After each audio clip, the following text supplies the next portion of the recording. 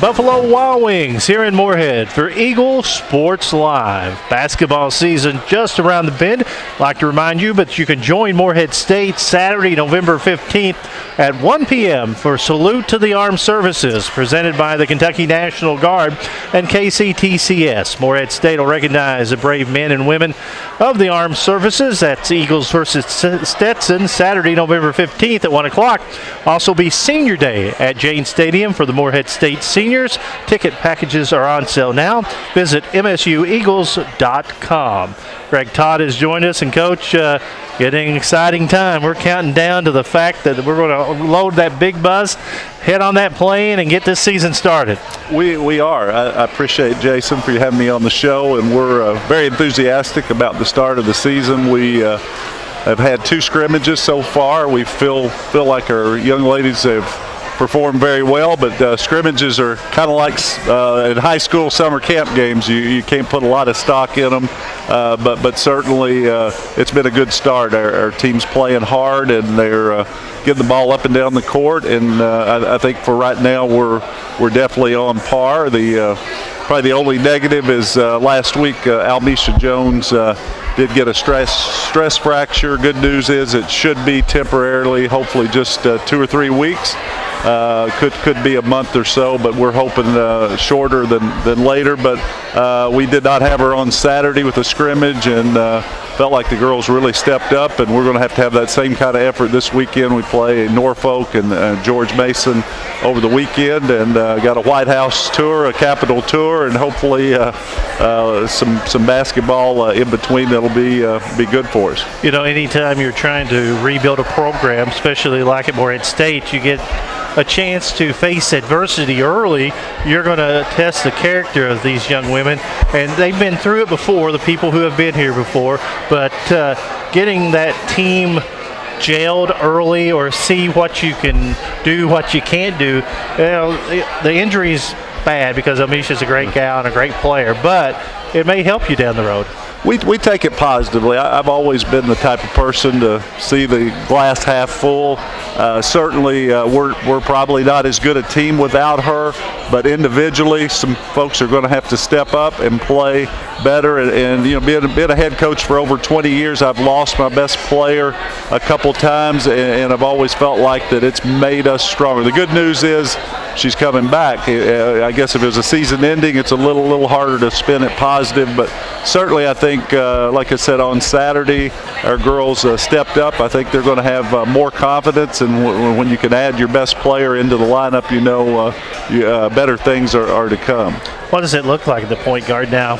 We have Mikey Viela, who's played 3 years at Gonzaga. She's, I think, handling the role very well at point guard. She had 7 assists, 9 points, just controls the game. Not as high a speed. Her motor is good, but it's just not, doesn't quite have as much speed as certainly as Almisha, but she did very, very well on Saturday, and we're looking forward to her running the point here the next few games. Who has been the biggest surprise for you coming into the Division I this year? I think Shea Steele she scored over 20 points both of our scrimmages. She probably would not have gotten to score 20 due to some foul trouble that you do not count in scrimmages, but she is so quick for her height. She's I think got a lot of confidence going. Ariel McKee had I think 16 points in a scrimmage on Saturday and 9 rebounds. She was hurt the first scrimmage. I think Ariel was very much a steal for us to get in coming in as a freshman. I think big things are in store for her, and those two I think will have a lot of double-figure games as the year goes along. What's great about Shea is the fact that she can block some shots, and she's left-handed. And the fact when you're a post player and left-handed, you know, that just puts another dimension. It does. I think with being left-handed, you're going to block more shots because most players are right-handed. So she's as she goes up with her left hand, it goes right into their shot. And you're right. Being a left-handed post gives her a little bit of an advantage, and she's also good off the dribble. We're trying to isolate her some up at the high post, and and get her off the dribble. She can post up, and we've been very, very pleased. She runs the floor. I wouldn't think there's too many 6'2" girls, certainly in the OVC and even nationally, that have her foot speed with her height. And she looks a little stronger than she was last year, because you have to remember, coming in playing as a true freshman and a post player, sometimes you can get taken advantage of by the bigger players, but she looked a lot stronger last time I saw her. Thanks. I think she's definitely developed there. I think her confidence level is good. She knows she's going to be in the game as long as she can stay out of foul trouble. And I think, with us, with shorter numbers, sometimes it can be a negative, I guess, if you have injuries. But we've had some male practice players. We're getting good practices. And I think the short numbers are going okay, because we do have some experience in those spots. And we just, with Misha down right now, we certainly don't need another injury. But I think the shorter numbers have given our girls more reps. The practices have gone well, so yeah, we're very excited to get the season going on Friday. Over the last few years, maybe the post positions haven't been the strongest for Morehead State, but you look at your numbers and you look at the people you've got. You're very athletic. You're big with Mackenzie Arledge down low.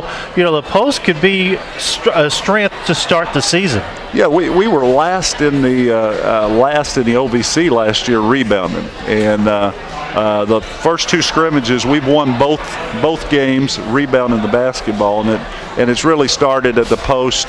Casey Ryans has seemed to have really found a new life this year. I know she wasn't pleased with her junior year, had a pretty good freshman year, but she has really come on. She had 10 rebounds on Saturday and can shoot the ball and just seems very comfortable. And like you said, Mackenzie's not going to get pushed around by anyone in our league inside. So we feel like our post can definitely be more of a factor this year. Seems like over the years, or to me, rebounding's an effort stat. You have to want to rebound. You can't just let the ball find you in a rebound, offensively or defensively. You have to put the effort to go get the ball. And at times we had that flash, but at times we didn't. So it's a great response, the fact that they really want to try to improve rebounding for you this year. Well, thanks. I feel like our post, I think if you ask any of our coaches, I know the game it can be a guard game, but our post have really worked hard. I think our coaches would tell you that in individuals they've worked very, very hard. We've got some great young ladies, so they've got to be able to use that hard work when game time comes. And right now they've got a good mentality about rebounding, and we hope that continues as we get into regular season play. Women's basketball coach Greg Todd is our guest. We'll come back with more live from Buffalo Wild Wings on Eagles Sports Live. 1, 2, 3, 4, get my shoes and out the door. 5, I'm alive. 6, 7, 8, feeling great. 9, gonna shine, life is good. I'm doing fine. 10, gonna do it right and do it again, yeah. I look into the sky with all the beautiful color, but there's more than just for me, so gonna share it with another. I got to show, to give, let out. I want to sing and shout. Take a look and say, oh, oh, oh, oh, oh, oh, oh, oh, oh, oh, oh, oh. Come on, come on, come on and sing, yeah. Come on, come on, come on and sing. The biggest thing that people don't realize is time management. Time commitment. Definitely time management. It takes a lot of time management. Well, it's just a complete honor to be a Division I student athlete. There's so much that goes into it, and there's so many people that would like to play any sport in college, let alone Division I, and that don't get the opportunity to. And it's just it's a wonderful, wonderful thing to add to a college experience. We balance school, we balance practice, all that stuff, and it's a lot more than people realize. It's a full plate all the time, and making sure that you're fully committed to all those things is a huge challenge. It teaches you as a person too. I've grown up a lot just from being a D1 athlete, so I think just from a side of the sport, it helps you grow up a lot. It's kind of like a full-time job.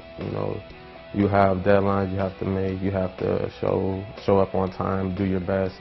You probably have to cut out a lot of stuff that most people don't. Like, you don't get the time, the leisure time some other people get.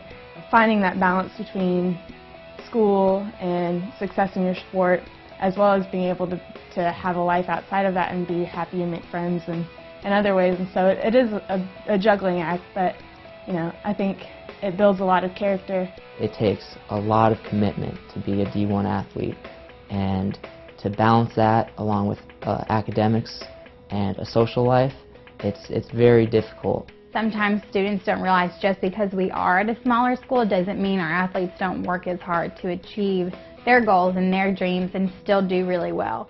Our coaches, our administrators are honest about academics, so it's not like I'm going to sleep in and skip all my classes and have someone else do my work for me. No. They provide us with help if we need it, and like GPA is just as important as like running a fast time or scoring points at conference. Like, we're students first and athletes second. To have a certain schedule every single day and maintain that schedule if you want to succeed in the classroom and on the field as well. As a student athlete, it is what it is. It's student athlete, not athlete student. So you really have to focus on getting your schoolwork done as well. We want to graduate on time. We don't want to be in school forever, and I think being an athlete is a whole nother ballgame to try and do that. You have to be able to manage your time, and you have to make your priorities around, you have to be a student first and still do your job as a player.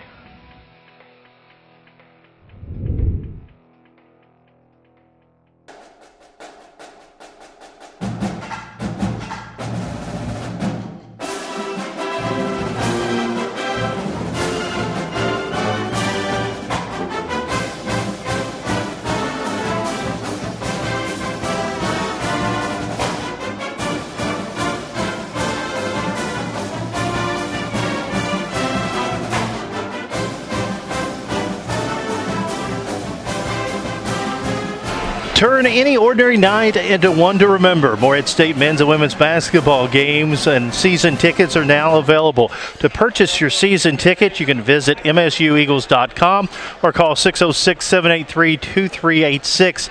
Don't miss an exciting minute of action of the men's and women's basketball teams. Home opener for the men's basketball squad is November 17th. The home opener for the women's club is November 24th. Rise and soar with the Eagles and purchase your season tickets by calling 606-783-2386 or visit msueagles.com. Greg Todd has joined us, and Coach, always excited to get that season underway, and you take a look at your schedule as we start on the road in the Washington, D.C. area with Norfolk State and George Mason. Pretty tough beginning for a mixture of young and old Eagles. It is, but I like the fact that we're on the road. I think sometimes there's a little more pressure when you're playing at home early. So certainly the second week with playing at Memorial Coliseum against Kentucky and former Morehead coach Matthew Mitchell will be a huge challenge. Indiana has a very good program going now, and that will be tough on the road. But then we do have some good matchups, I feel like, at home. Our non-conference schedule will be tough, but at the same time, I like the fact we have more home games that come in later. Yeah, 6 of the first 8 on the road with some pretty big names, as you said. George Mason, Kentucky, Indiana, Ohio, and Akron, and you get the advantage, and maybe the only team in America to play 2 11 a.m. games in your first 8 games. Well, that'll be a challenge. We know they'll be definitely enthusiastic with the elementary students, and I think we have one ourselves against East Tennessee in December. So yeah, we'll actually have three of those for the year. 3 morning games. So we'll look forward to that. I think the positive to that is you play early, you get a little more rest for your next game, and the crowd's going to be very much into the game. Well, that's overall, as we said, very tough schedule. You got home games with Brescia, Lipscomb, Georgia State, East Tennessee State, Cleveland State, Southern Illinois before the OVC. that's a pretty good non-conference schedule. If you're playing without Almisha until December, that's going to be a little tougher schedule than it looked early on. Sure, no question. Without her, it makes things tougher, but we feel like we do have some veteran players with Natalie Greenwell's in her 4th year here. Mikey Viela's playing her 4th year of college basketball. Mackenzie Arledge and Casey Rhines. Those 4 young ladies are in their 4th year of Division I basketball, and Ariel McKee doesn't play like a freshman. I'm making that prediction anyway. We feel very good about her progress. Shay Steele has been averaging over 20 in our 2 scrimmages, so we feel like we have some good things going on. Our conference this year is, I think, stronger than it was last year. There's just a lot of teams who've had coaches in for their 2nd or 3rd year that have built their roster up stronger, and a lot of teams did not lose a lot, especially in our division. I think EKU would probably be the only team that possibly could be that could be a little bit weaker than they were last season. Everybody else, just on paper, would look like they've definitely improved. So we know it'll be a tough conference, but we feel like we can compete very much with them. You gave us the itinerary, the fact that you're going to the White House and you're going to the Capitol.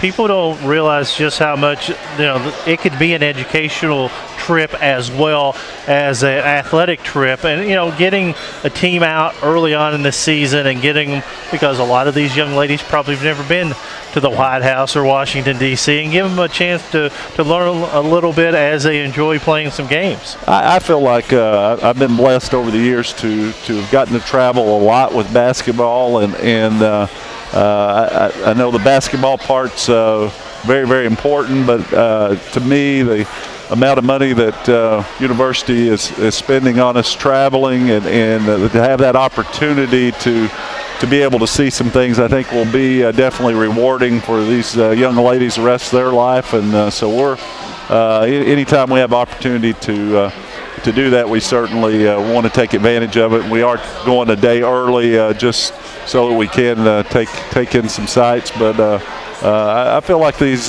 girls will be ready at 6 o'clock on Friday and 3:30 on Sunday. We feel like we'll be ready to go. What do you think you need to improve on the most early this season? Right now, I think we were playing at such a high speed with Almisha. I think early in the year we were focusing a lot on rebounding and toughness. Not that we have completely are going to ignore those two aspects of the game, but I think right now we're looking to try to continue to play fast, even though we don't have our main cog that's running the basketball for us. But we feel like we're getting better in practice doing that, and so that would be one area. We were last in the league in free throws attempted last year, and we shot more free throws than our opponent on Saturday. It wasn't by a lot, but at least as a stride. And so there's obviously once games start, we're going to see a lot more on what we need to work on. But just keep rolling game at a time. Is it more aggressiveness on offense to get to the line, or more of an effort to get you to a point in your offense that you shoot the ball and can draw a foul? Yeah, I think that's a good question. I think we have to be able to get in a little bit deeper and be able to use our body and be a little stronger. Obviously, some players just don't have that ability as much. We don't have a lot of play. Sometimes if you have two players that are just so physical and can get to the line, Almisha is probably our best just with her speed. But we feel like every player's making some strides, and I know like Natalie Greenwell did not shoot a free throw last year, and she's shot free throws in both of our scrimmages, even though it may not be 6 or 8, but at least she's getting 2 or 4. I think that's an improvement, and we feel like we we have to do that as a team. Yeah, Leah Wells started 8 games for Morehead State last year, playing in 21, 294 minutes, only shot 11. Right, and she likes to pull up, and with her speed and strength, we feel like if she can get deeper, she definitely can improve in that area. Would like to see her definitely get to the free throw line, and we feel like she can be a good free throw shooter, but she's got to get to the line first. Nat started 6 games and played in 24. That's amazing as a guard to not attempt a free throw. Exactly. Those are some of the things that we definitely individually know we can get better at, and we'll definitely make strides there. Well, we talked about your gals, and now before we get started with the season and forget about them the whole year long, because we will, because it will be mostly the players and the games. Let's discuss your staff, because any head coach is only as good as your staff and your support staff. Right. I feel like we're very blessed to have Coach Brown. Has been with me. It was 8 years at Transylvania. Jim was a pharmacist in his old life, and really went more to his dream. And he and I have been together for a long time, and he is just a great recruiter. We feel like we're on a really good group of young ladies for next year. And he brings a lot of experience, but with he and I on the staff, felt like we definitely needed some young folks on our staff. And we have Brittany Parker, who's even though Brittany's only 27, she's had this is her 4th year of Division I coaching. I think she is really a nice mentor to our young ladies, and she's also an excellent X&O coach on the court. And then we have Lazar Milinkovic, who is comes from Marshall. We won't hold that against him too bad. He was a GA there. He has a lot of good international ties. We look to have two or three international players on our roster for next year, and he is a very hard worker, is willing to no task I think is too big or too little for Coach M, and so that's our full-time group. And then we have also two grad assistants, Carrie and Emma, who bring I think also a lot of enthusiasm and youth to our coaching staff. They may be not full-time, but the hours are full-time. Anytime on the staff, you usually go from the bottom to the top of your list, the people who put in the hours. And it's great to see the youth and the experience. Coach M has had the year at Marshall. It's a pretty good program, Conference USA. Absolutely. And then you build upon that with yourself and Coach Brown, and the fact that you probably know what he's thinking. He probably knows what you're thinking after being together at Transy. Absolutely, yes. And I'm very pleased to enjoy going to work every day. I've never considered coaching basketball work, even though there are a lot of long hours. But I've been blessed to have a wife that supported me and family that has been involved in basketball, and we certainly feel very blessed to have the staff that we do. Coming from Transy, which is a great program on the Division III level, to now, what's been the biggest surprise for you? Because I know you paid your dues. You've worked hard to get in this position. That's a really good question. I knew Division I's obviously a year-round commitment, and Division III, even though the good players have to work hard, I guess one did not realize how much money is spent in Division I basketball, because it's certainly, and how well I think the kids are taken care of. It's great. I think Morehead State is definitely backs our women's basketball program very, very well. Administratively, feel very blessed to be part of it. And we just feel like we've got to put a very good product out there. And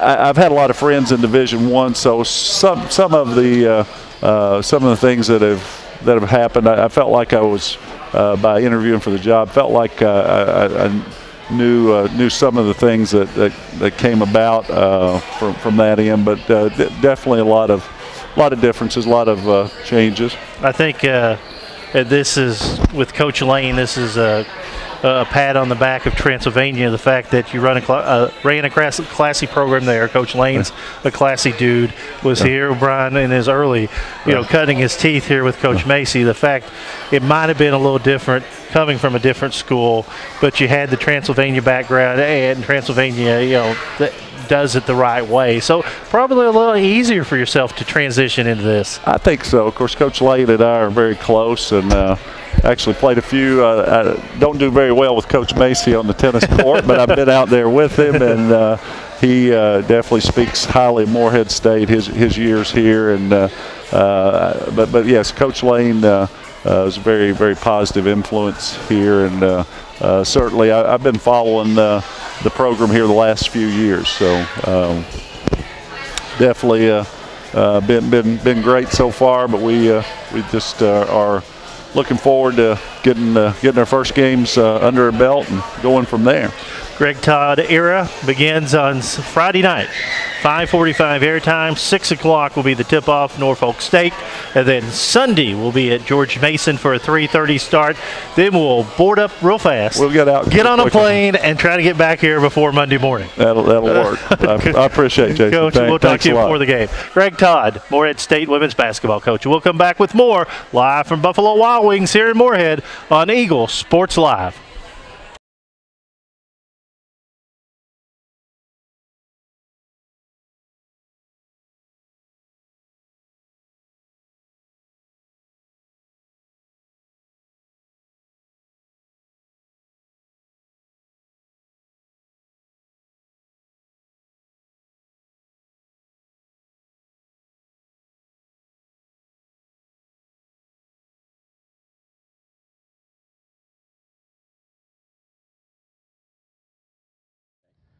I started officiating high school football in 1975 in Chattanooga. And the reason I did that, I think most people probably got into it because they knew somebody who officiated, but that wasn't the case with me. I just thought it would be something neat to do, so I reached out to my high school coach, and he got me in touch with the local association, and I worked high school football in Chattanooga for 17 years. So I've been officiating football straight out of high school. I actually started officiating in 1996. Began officiating in 1986. I've been officiating now for about 25 years. I started officiating in 1972. This is my 29th year in the Ohio Valley Conference.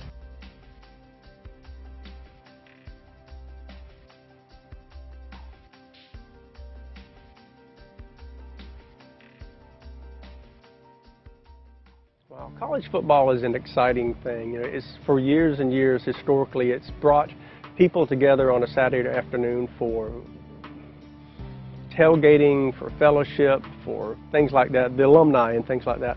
But also, more importantly though, the players. I played football in high school, not in college, but the competition that those young men go through is exciting. It's important to them, and I wanted to remain a part of the game that I enjoyed playing back in high school. And so being an official is a great way to remain part of the game. Like I tell people, I'm so blessed that I still get to have football grass on my feet on Saturday afternoons in the fall.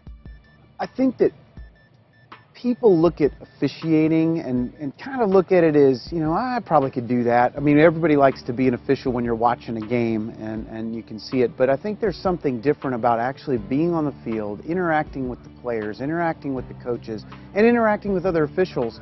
Our job is not necessarily to interject ourselves into the game as much as it is to make sure it's a fair contest, and we're the only people watching the game that don't really care who wins. And so, everyone sort of sees the game through the lens of what they want to happen, but officials don't. Officials don't care who wins. Officials don't see it that way. So the goal is to be objective and to be fair and to make sure that the competition is happening in a way that, everybody feels, not everyone can win. One team's going to win, one team's going to lose, but at least people could say, all right, that game, it was fair. It was determined by the players and not by the officials. That's my goal. In college, there's parity and the challenge of keeping it fair and letting them be competitive, and at the end of the day saying that the officials had nothing to do with it. And that's the challenge of what to call, what not to call.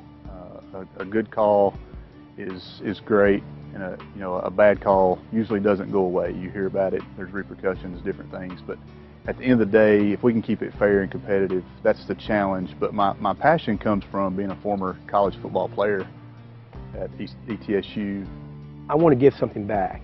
I've always enjoyed doing that, and I feel that it's a passion that you have. Not everybody can do this. Everybody thinks they can do this, but you have to have that drive that's in you to say, this is something I like doing. And what drove me into this, again, is just my love for sports. I've always, and like I said, I played some sports in high school, didn't play sports in college, but I just wanted to continue to stay in that line of work. The gentlemen that I officiate with are family. We respect each other. We do an excellent job together.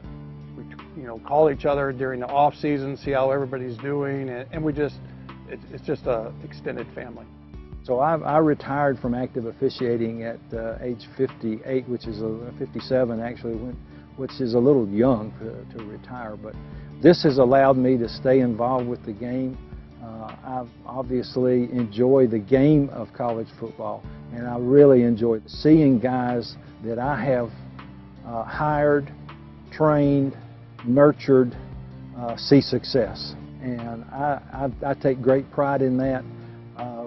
We now have 2 coordinators who are OVC officials, and understand that I take great pride in that too.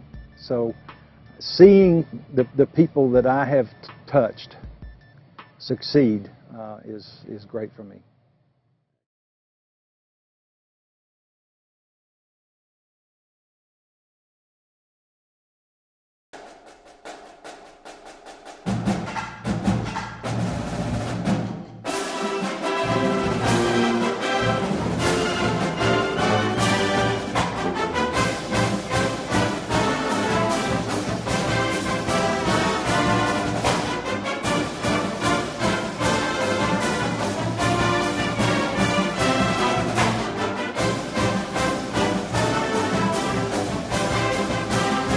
You can join the Morehead State football program November 15th. Come out to Jane Stadium at 1 o'clock for Salute the Armed Services, presented by the Kentucky National Guard and KCTCS. Morehead State will recognize the brave men and women of the armed services. That's Eagles versus Stetson. Senior Day coming up Saturday, November 15th at 1 p.m. And for more information, you can go to msueagles.com for ticket packages, or you can call 606-783-2386. Rob Tenyer has joined us, and Coach, I'll let you, since we didn't get a chance to talk before we went on, want to discuss the game and then the seniors, or the seniors and then the game? Sure. Okay. San Diego started out great. Jumped up 7-0 with a 61-yard pass, and Austin Gayhafer to Tanner Napier, a duo that will come back next year for things going. But that was such a pretty pass and such a pretty drive to open up the game. Yeah, we made them adjust pretty quick there early in the game, and that was a game plan, scripted play for us, and we got exactly what we needed, and had great protection, and Austin threw a great ball, and Tanner got open, and that was a good way to start, and it was the first time that we hadn't taken, actually San Diego won the coin flip and took the football, and our defense played well the first series and got the ball back, and it was a good first possession. And be honest with you, we had a good second possession there before the third down play, and probably should have scripted something else there in that situation. They ended up stunted out of an empty set, and could have been a really good start there. I felt we had the juices going a little bit, and the guys were playing hard, and we felt confident, and game got away a little bit. I made a poor decision there before half to go for it on a fourth down, and they were up, 2 touchdowns, and of course you like the defense to be able to hold in that position, but I put them in a bad situation there, and we come out 28-7 at half, and fell behind too far early in the game. one of those things that I noticed the other day, and I don't know how you feel about it because you like to run the fast break football offense. In fact, you went to the huddle, and when you came out, you had to play and ran whatever and ran it well. And for a team adjusting to a huddle, and people will think that's crazy, but you're out there, 95% of the time this year, going from the line, getting the play, calling the play. This time you had the play, and they had it from the sidelines to Austin. Did it make much of a difference, or how do you think your team responded? No, I think it helped us in those scenarios. You know, we running this offense, Jay. We wanna dictate what the defense does, and I think that allowed us to do that a little bit on third downs, and it doesn't give that defense quite as much time to adjust to what you're doing. And we pretty much knew what we were going to get in certain formations, and it allowed us to execute a few times on third down in some key situations within the game. So would have liked to run some more plays. I think we only ran 75, 76 plays, but we weren't quite good enough on third downs offensively to do that this week. And that's something that you always got to continue to work on. Well, we mentioned the 7-0 lead on the pass, and they score 4 straight to take 28-7 lead at intermission. You come back to get to within 35-21 on the trick play in a way that I know you've been working a couple weeks, and Austin turns from a quarterback to a wide receiver. Yeah, it was a little bit of it was a great play by Brandon Bornhauser. He had to get rid of that reverse pass pretty quick, and Austin got out free off the edge. So came open pretty quick. So nice ball. A wide receiver career in his life, maybe. Who's that? Austin? I hope not. He's too much of a pure passer for that. So, but he did a great job, and it was good executed play. And it's, you know, you got to have those things, I think, as staples in your offense. You know, I think. It's fun for the kids. You know, it's something that they can take ownership in, and it's a great way to have some fun during practice. And ultimately, you want to be able to run those plays, and we felt good in that situation after a turnover. Brandon, I think, can do it all if you'd let him. I think he could sell popcorn at halftime. I mean, he's like, he can return kicks. He's a wide receiver. He's a running back. Pretty good blocker as well. You know, he does it all for you. Yeah, that's the thing we're going to miss about him. I just think the presence that he brings on the field, and the productivity that he's provided us over the years, and he's been a real special part of our offense, and you know, to see him finish up here in a few weeks, he's going to be a hard one to replace.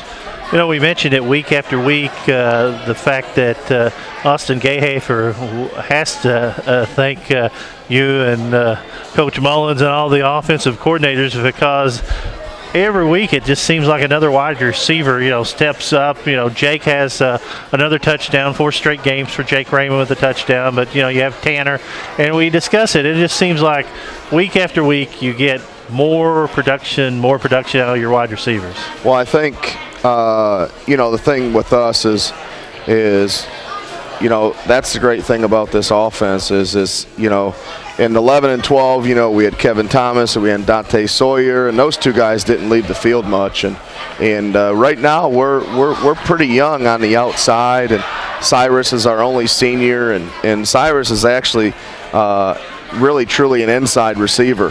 And so we're young out there. We're very talented. We've got some really good redshirt freshmen coming up next spring, and that we're excited about as well. And that's the nice thing about our offense, and it's a great recruiting tool in that way as well, Jay. You know, we can sell the guys on the fact that, yeah, you come in here and, you know, if you can run and catch the football, you're going to have an opportunity to play, and hopefully early in your career. So, again, we got to make it fun. You got to have that type of impact within your football program, and I think it's really easy for our guys to take identity in our offensive football, and I think that's something we lack a little bit right now on defense. Is just an identity, you know, on defense, and we're getting closer. But we got to find ways to really have some staples there, you know, on how we defend teams and what people need to prepare for week in, week out. And but we're headed in the right direction. Must be crazy though, in practice with all your receivers. I mean, because, you know, they're battling. And that as a coach, that's what you want. You want 8, 9 people that want to play, and they're battling just to get on the field and trying to get some catches. Yeah, I think you always want competition, you know, and we've got that on offense. We really do. And, of course, we have some seniors, you know, like Reese and Brandon and Cy and Josh Bruner that are really staples within our offense. But we've got a lot of competition on that side, and that's where we want to get to, what we want to get to on defense. You know, and I think we lack that right now a little bit, and just from a depth standpoint. And it affects our special team play. And but we're a few years away, and I think that we can do that within our needs. Of course, you snuck in Reese on us. I didn't know if he was going to play or not. He comes out and has 11 carries early on, and finishes with 74 yards. And you know, his presence made the difference early in the game. Well, we've been talking about him for a long time, and what he provides for us on our offense, and we're a more explosive offense with him playing. We know that, and I sure hope that he's healthy enough to play the next couple games and you know, at least get 25 to 30 snaps both weeks, because he's worked hard for it, and it's a young man that put off a student teaching a semester to play his last year, and I really want to see him have a couple great games here to finish his career at Morehead State. Late in the game, Austin Gayhafer got drilled by a San Diego player after having 2 concussions or concussion symptoms.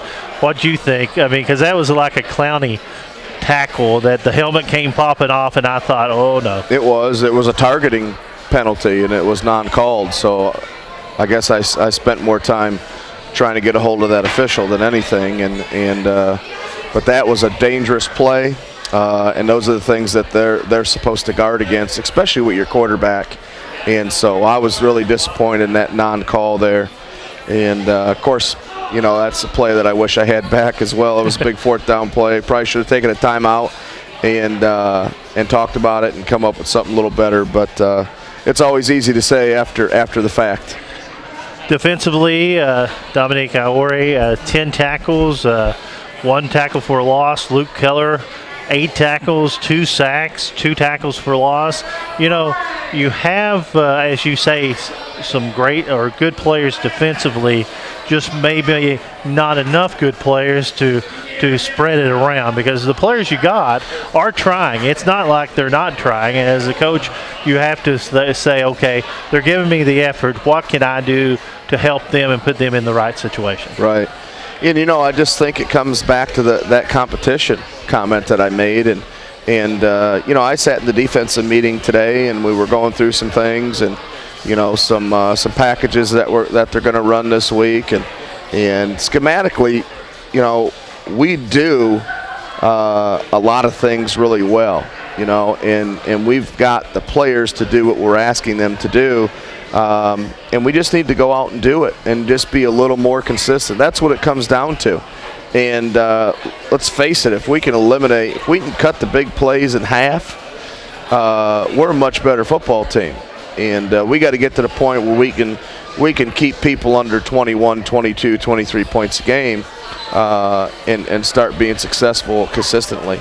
Do you feel it as an offensive coach on the sidelines, the fact that, you know, your offensive gang, and you know what, I'll give you credit for this, and I don't want to slide anybody, the fact that your young men never have said, well, when we're on the bus with them or after the game or on the plane, they've never said, well, it's their fault or this side's fault that we're not winning. And I think, you know, as somebody looking inside your program, I mean, I respect your kids so much, and they're yes sir and no sir kids. The fact that they want to win and they don't point fingers, because once you start pointing fingers as a team, you know, that could be the death of the whole program. Right, and I think, you know, that's been part of the culture change. We've had to work extremely hard, and our guys are bought in for the most part, you know, and we just got to continue to improve, and we've got to recruit higher level guys and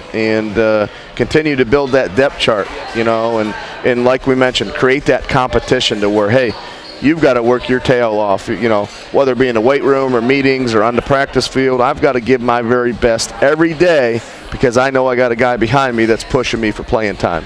Well, McShare rushes 11 times for 74 yards. Gahafer throws for 215 yards and 2 touchdowns. Raymond with 6 catches. Napier with 4. Morehead State finishes with a 366-yard total in 75 plays, but San Diego outscores them 49-28. We'll come back. It's Senior Day coming up Saturday at Jane Stadium. We'll talk to Rob about the seniors that dot this 2014 Eagle football roster. That's all when we return to Buffalo Wild Wings and Eagle Sports Live.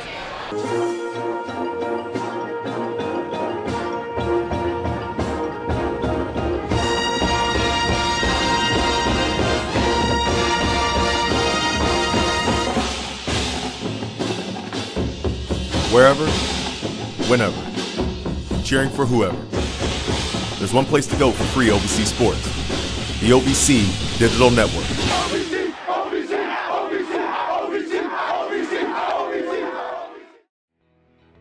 Diversity is. Diversity is. Diversity is. Diversity is. Diversity is. Diversity is. Diversity is. Diversity is. Diversity is. Distinctiveness. Inclusion. Variation. Equality. Respect. Sustainability. Individuality. Togetherness. You. OVC, inspiring diversity, inspiring excellence.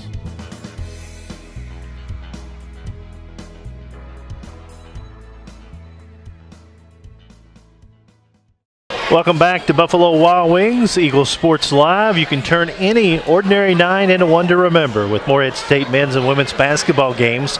Men's and women's basketball season tickets are on sale now. To purchase your season tickets, visit msueagles.com or call 606-783-2386. Coach, we talked about the flight out to San Diego and the fact that your young men, I mean, they really impressed me when we're on the road. The fact that you have a nice set of young men that help you, and the fact that this was a chance to go to San Diego. A lot of them may never get to go to California, and the way you treat your young men and the way the athletic administration allowing you to charter, feeding them, you know, the best, staying at some great hotels, that has to add to your program as well.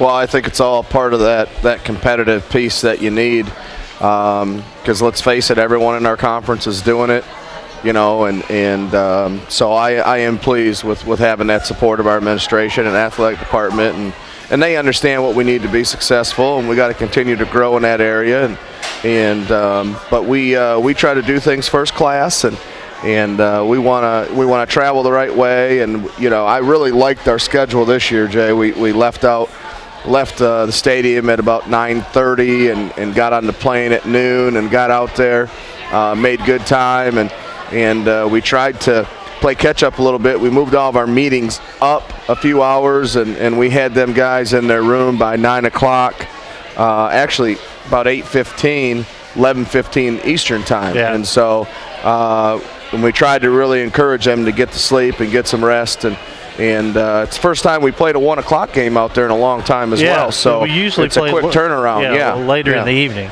But I thought it was good. I thought our energy was good. I thought our effort was good. I thought we were fresh, and we had an opportunity to stay in that game a little longer than we did. The man that once we touched down in Lexington, probably the happiest person, well, probably got back to Jane Stadium, was Patrick St. Louis. Your man who's over the travel, because he worries the most when you leave it here till you get back, and you know. Well, he does a great job. He's very organized and detailed, and that's what it takes. He stays on the phone the entire trip, you know, and hopefully one day we'll get to the point where we can take that responsibility away from him and let him coach O-line and O-line only. So. But it's nice to have that in his back pocket, or you have him in your back pocket. The fact that he well, we've come a long way from the years where we used to get on 3 separate flights in 2 different cities. I tell people that. They don't believe me. Brian Hutchinson left here one time at noon. I left here one time at 5 a.m. the same day. 5 a.m. noon him, and he beat me to San Diego. The fact that we had to go through Chicago and then hook up through Phoenix. And, I got to see a lot of the world, but in one day, I don't count that. Who wants at the airport for 4 hours, right? Yeah. Stetson comes in. Tell us a little bit about Stetson, Coach. Well, I tell you, year 2 for them, and they're pretty impressive on film. I think they've got one of the best defensive players in the entire conference. The young man, the Payne kid, I think he's got 150 tackles on the season, Jay. That's double any other player in the conference right now, and he's a good football player. He's what's the guy from the Steelers, the safety? Oh, Polamalu. Polamalu, yeah, that's who he reminds me of. He's a freelancer. Does he have the hair? No, I don't think so, but he's a good football player, and I'm kind of partial about the hair. Yeah, I don't have much anymore. So. One of our coaches called him Head and Shoulders or something today, so I understood what they meant. But he's a good football player. They got a good scheme. They've got a good coaching staff, and they made a lot of strides in just 1 year. So offensively, they do a lot of things, a lot of the same things out of a lot of different formations with the same personnel. So we're going to have to communicate really well this week, get lined up, and again, you hear it every week: defend the run, defend the run, and play better and more consistent over there. 1 o'clock will be the kickoff, and of course, a salute to the Armed Services presented by the Kentucky National Guard and KCTCS, and also a special day. 2014 seniors will be recognized, and it's great, the pregame ceremony. You get a tear in your eye and you realize just how hard over their career these young men work. Sometimes grade school, Pee-wee, Pop Warner, to middle school, to high school, and now this could be, and most of all, probably is their last football game. Yeah, and this is a special group, Jay, just because, I've been here the entire time with this group, and they stuck with me when I got this job, and made it a point to make sure that they bought into what we were doing, and it'll be an emotional day. It always is, and I really hope for the best for them. I hope we win the football game, and let it be some great memories for them as they move on. Let's take it one at a time. We got about 6 minutes. And I'm going on the roster, and I know sometimes the roster and eligibility is different. Yeah. So, Justin Cox, tell us a little bit about Justin. Well, Justin has been a great player for us, and he's been playing for his entire time here, and he's been playing since his freshman redshirt year, and really grown into a battler on the defensive line, and has really grown and matured over the years as well. And he's been a big influence in our defensive front, and big body, and he works hard, and we're going to miss him. Offensive lineman Joshua Bruner. Oh, Josh is probably an All-American center. We've been playing him at tackle since he's been a true freshman, and I can count on one hand, Jay, how many freshmen we've had come into our program and started offensive line. He played left tackle, 245 pounds as a freshman. And he's had a tremendous career. He's a team captain, and he's a special one. Let's see, Luke Boyd. What can you say about him? He's a guy that's put points on the board, and he's did a little bit of everything for us over the years. He's kicked off, he's punted, he's a PAT field goal right now. And again, another guy that's really grown maturity-wise, and real proud. I know he's going to be really successful. Mike Jackson, safety for you, and we call his name a lot. Yeah, another true freshman starter. He's played all 4 years, and I would say he's somewhere in the top 25 all time in tackles and within our football program, and he's a pretty dynamic defender, and he can do a lot of things well, and he'll be missed. Taro Lewis, who's been hurt this year, he's listed Taro's as coming back next year, so we'll have him. He's a redshirt year this year. Let's see, Brandon Bornhauser. Well, we talked a little bit about him. He's been kind of Mr. Do-It-All. And, he's our Wildcat guy. He's played slot. He's played running back. He's played a lot of things. And he's just that guy that we've tried to always try and get the ball to and get him involved in our game plan. And he's been a tremendous leader. He's a team captain. And he's kind of one of my all-time favorites. Listed as a senior, 6'4", redshirt senior, Lawrence Massey. Lawrence is a guy that I probably couldn't be more prouder of any of those guys than him. He's a young man that came in here and thought that he would probably never have an opportunity to play, and he knows this too. And he transformed his body, he transformed his personality and his leadership, and he's finally getting to play and have some snaps for us. And a guy that's done that for 5 years and grown and mature in the classroom, has become a good student, and he's one of those ones you'll always talk about. Morris Henry. Morris is just kind of that overachiever. You know, he's played a lot of different positions in our defensive backfield, and a young man that's come up from Florida. Morris is a black belt, by the way, and so don't mess with him, right? That's right. Okay. And but very mature young man. He was mature when he got here, I'll be honest with you, and he's another one of those guys that are going to be very successful in life. Cyrus Strom. One of the most well-conditioned athletes and most competitive people I've ever been around in my life, and he can play. If we had to play 2 games back to back, he could play both games and not have to come out. And there's not anyone on our team that probably wants to win more than that young man. And I know I regret saying that. Some guys give me a hard time, but he's that kind of guy. Yeah. You know, he's got that fire, and I sure wish we had him for another year. Reese McSherry. Mr. Consistency, you know, and I think if he would have been healthy last year and this year, he probably would have had a chance to be in our top 3 all-time leading rushers here in the university. And as I mentioned, I hope he can play the next couple weeks and really have a couple great games, you know, to finish his career here. Once again, Senior Day coming up. About what? It'll be about between 12:30 and 12:45. Kickoff's at 1 o'clock. Yeah, we're also promoting dollar tickets for all military personnel, veterans, and family members. So bring the whole family out. I encourage you. It's going to be a cold day at Jane Stadium, but it's going to be fun. And I think the Military Appreciation Day also gives us an opportunity in a small way, Jay, to recognize those who have served our country, you know, the men and women that serve our country and in times of peace and conflict. And it's always great to thank them and for what they do for us. Yeah, free if you're an active member or a student that's been in the military. $1 for if you've been in the military before. Also, 5 o'clock on Saturday, the volleyball game, the same price, $1 if you've been in the military before. Rob, always a pleasure. Good luck. Thanks, Jay. Rob Tenyer, head football coach at Morehead State University. That's going to do it here from Buffalo Wild Wings. Until next time, for Eagle Sports Live, I'm Jason Blanton. So long, everybody.